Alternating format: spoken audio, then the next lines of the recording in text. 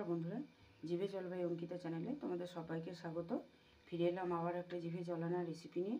তো বন্ধুরা, দেখতেই পাচ্ছ এখানে ছোলার ডাল ওভারনাইট ভিজিয়ে রেখেছি আমি। এখানে 1 থেকে 1.5 কাপ মতো ছোলার ডাল আমি ভিজিয়ে রেখেছি, তোমরা তোমাদের পরিমাণ অনুযায়ী ভিজিয়ে নেবে। তো আজকে কি রেসিপি করব চলো দেখো। তো ভিজানো ছোলার ডালটা আমি মিক্সির মধ্যে একটু পেস্ট করে নেব। এখানে একটা গোটা কাঁচা লঙ্কা দিয়ে দিলাম, স্বাদ মতো লবণ দিয়ে দিলাম। ছোলার ডালটাও বেটে নিয়েছি, লবণ লঙ্কা দিয়ে মিক্সিতে পেস্ট করে নিয়েছিলাম। এবারে হাত দিয়ে খুব ভালোভাবে একটু ফেটিয়ে নেব। একটা ফ্রাই প্যানের মধ্যে সরষের তেল গরম হতে দিয়েছি, ছোট্ট ছোট্ট বড়ার আকারে ভেজে নেব।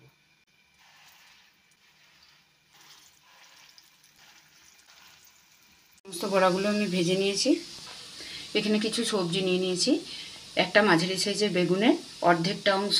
এই যে দেখো বন্ধুরা, বেগুনের পেছনের দিকের অংশটা রেখে দিয়ে সামনের দিকের অংশটা নিয়ে নিয়েছি, যে দিকটায় বীজ থাকে না। মাঝারি সাইজের একটা টমেটো লম্বা করে কেটে নিয়েছি, আর এখানে গোটা কাঁচা লঙ্কা কয়েকটা নিয়ে নিয়েছি।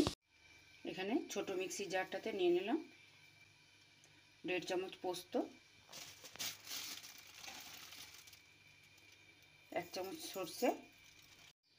এখানে সর্ষে পোস্ত বেটে নিয়েছি। একটা বড় টিফিন বক্স নিয়ে নিয়েছি, এর মধ্যে বেগুনগুলো দিয়ে দেবো, বড়াগুলো এর মধ্যে দিয়ে দেবো।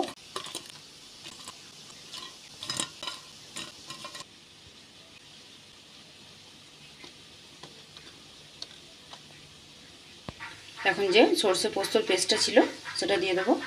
মিক্সির মধ্যে জল দিয়ে সর্ষে পোস্তর পেস্টটা দিয়ে দিলাম। ওই মিক্সির বাটি ধোয়া জলের মধ্যে একটু হলুদ আর একটু কাশ্মীরি লাল লঙ্কার গুঁড়ো দিয়ে পরে সেই জলটাও দিয়ে দিলাম। এখন দিয়ে দিচ্ছি বেশ খানিকটা কাঁচা সর্ষের তেল, এটা একটু বেশি করেই দিতে হবে। আরও একটুখানি দিয়ে দিচ্ছি।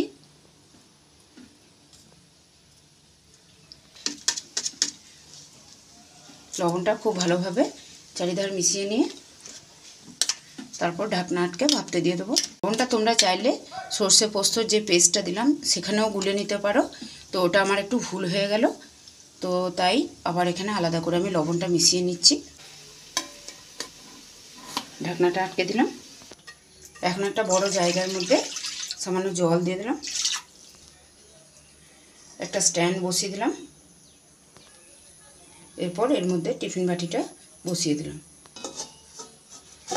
একটা থালা ঢাকা দিয়ে এটা আমি 20 মিনিট অবধি ভাপিয়ে নেব। ফিরে আসছি 20 মিনিট পর। 20 মিনিট পর গ্যাসটা অফ করে দিয়েছিলাম বন্ধুরা। এখন ঠান্ডা করে নিয়ে ঢাকনাটা খুলে দেখাচ্ছি।